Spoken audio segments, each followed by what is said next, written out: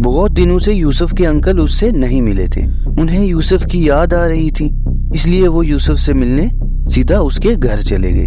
घर पहुंचते ही बाहर से उन्होंने 5 साल के यूसुफ को आवाज लगाई, पर कोई जवाब नहीं आया। फिर वो सीधा घर के अंदर चले गए और अपने भांजे यूसुफ को ढूंढने लगे। अंदर पहुंचते ही उन्होंने देखा कि यूसुफ की माँ हना घर के एक कोने में खामोश बैठी थी।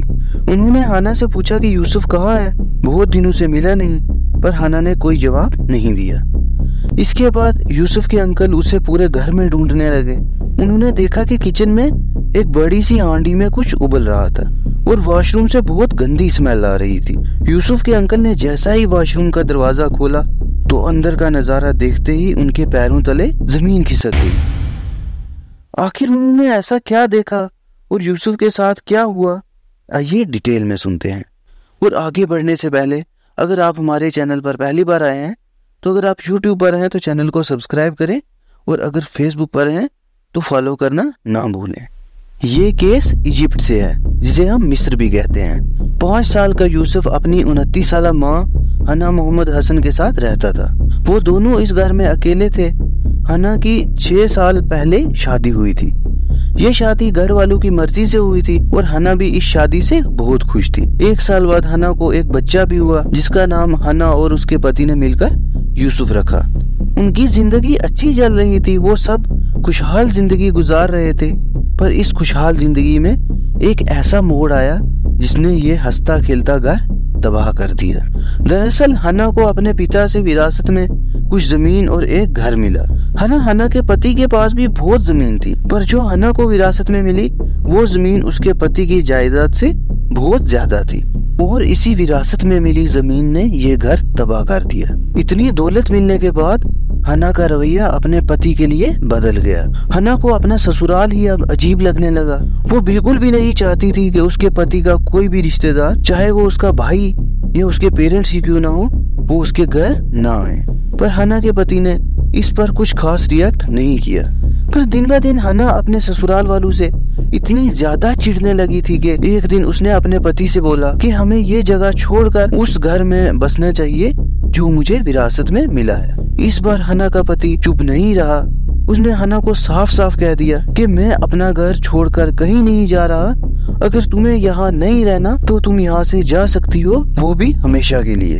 हना ने कुछ और दिन अपने पति को मनाने की कोशिश की, पर जब वो नहीं माना तो हना ने फैसला किया कि वो अपने पति से तलाक लेकर अपने पिता के दिए गए विरासत वाले घर में जाकर रहेगी। खैर, हना ने पति से तलाक लिया और अपने बेटे यूसुफ को साथ लेकर उस घर में रहने चली गई। कोर्ट में बेटे की कस्टडी के लिए केस शुरू हो गया और कोर्ट ने हना से कहा कि जब तक इस केस पर कोई अंतिम फैसला न आए तब तक तुम यूसुफ को अपने पिता से मिलने से नहीं रोक सकती। खैर, हना नए घर में खुशी खुशी रहने लगी और वो कोर्ट के दिए गए ऑर्डर के मुताबिक अपने 5 साल बेटे यूसुफ को भी अपने पिता से मिलने देती। शुरू में तो उसने बेटे को अपने पिता से मिलने दिया, पर वक्त बीतने के साथ साथ वो थोड़ा इनसिक्योर होने लगी। हना को ऐसा लगने लगा कि उसका बेटा उससे दूर हो रहा है और इसका रीजन बेटे का बाप है। इसलिए हना ने अपने बेटे यूसुफ को उसके पिता से मिलने से इनकार कर दिया। अब वो उसे अपने पिता के साथ नहीं मिलने देती थी और अकेले रहने की वजह से उसका मानसिक संतुलन भी बिगड़ने लगा था। कुछ लोगों का कहना था कि हना डिप्रेशन का शिकार हो गई थी।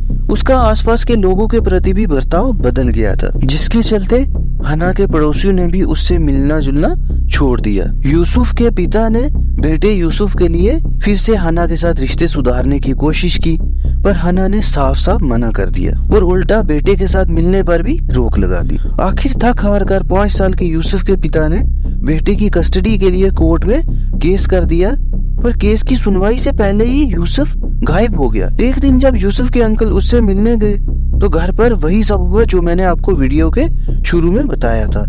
हना घर के कोने में बैठी हुई थी चुपचाप। किचन में एक बड़ी सी हांडी में कुछ उबल रहा था और वॉशरूम से बहुत अजीब सी स्मेल आ रही थी। वॉशरूम से अजीब सी स्मेल के चलते यूसुफ के अंकल ने डरते डरते जैसे ही वॉशरूम का दरवाजा खोला तो अंदर का नजारा देखकर उनके मुंह से चीख निकल गई। वॉशरूम के अंदर एक बाल्टी में 5 साल के यूसुफ के कटे हुए अंग पड़े थे। वो दौड़कर हना के पास पहुंचे और उससे पूछा कि ये क्या है और ये किसने किया, पर हना ने कोई जवाब नहीं दिया। वो बिल्कुल एक्सप्रेशनलेस फेस लिए बैठी हुई थी और उसकी शक्ल देखकर लग रहा था कि सब कुछ नॉर्मल है। यूसुफ के अंकल ने पुलिस को कॉल की। पुलिस फौरन वहां पहुंची और बच्चे के बॉडी पार्ट्स जो वॉशरूम में थे उन्हें कलेक्ट किया और बाकी बॉडी पार्ट्स को पूरे घर में ढूंढने लगे। किचन में एक बड़ी सी हांडी में बच्चे के सिर के कुछ पार्ट्स उबल रहे थे। अब पुलिस के पास सिर्फ एक सस्पेक्ट था और वो थी यूसुफ की माँ हना। पर सोचने की बात ये थी कि एक माँ अपने बच्चे के साथ ऐसा कैसे कर सकती है। यूसुफ के पिता ने भी उसकी माँ पर सारे इल्जाम लगाए। खैर पुलिस ने हना को हिरासत में लिया और उससे पूछताछ शुरू की। शुरुआती इन्वेस्टिगेशन में तो हना ने साफ साफ मना कर दिया। उसका कहना था कि उसने ये सब नहीं किया, पर उसके चेहरे को देखकर लग रहा था कि उसे अपने बच्चे के मरने का कोई गम नहीं है। क्योंकि पुलिस के पास कोई और सस्पेक्ट नहीं था, इसलिए पुलिस ने हना पर सख्ती बढ़ा दी और आखिरकार हना टूट गई और उसने पुलिस को सब सच सच बता दिया। हना से पुलिस ने पूछा कि तुमने अपने बच्चे को कैसे और क्यों मारा, जिसके जवाब में हना ने कहा कि वो उसे रूम में ले गई, दरवाजा बंद किया और कुल्हाड़ी जैसे एक औजार से 4 बार उसके सर में हमला करके उस बच्चे को जान से मार दिया। इसके बाद भी जालिम माँ नहीं रुकी।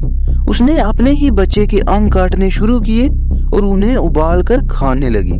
अगर यूसुफ के अंकल टाइम पर नहीं पहुंचते तो वो अपने बच्चे का हर एक अंग खा जाते। जब उससे पूछा गया कि तुमने ऐसा क्यों किया, तो हना का अजीब सा रीजन था। हना का कहना था कि उसे डर था कि बच्चे की कस्टडी कहीं उसके पापा के पास न चली जाए और वो उससे हमेशा दूर न हो जाए, इसलिए बच्चे को हमेशा पास रखने के लिए उसने अपने 5 साला बच्चे को जान से मार दिया और उसको खाने लगी। और उसको खाने से ऐसा लगता था कि अपने बच्चे को खाने से वो हमेशा उसके पास रहेगा।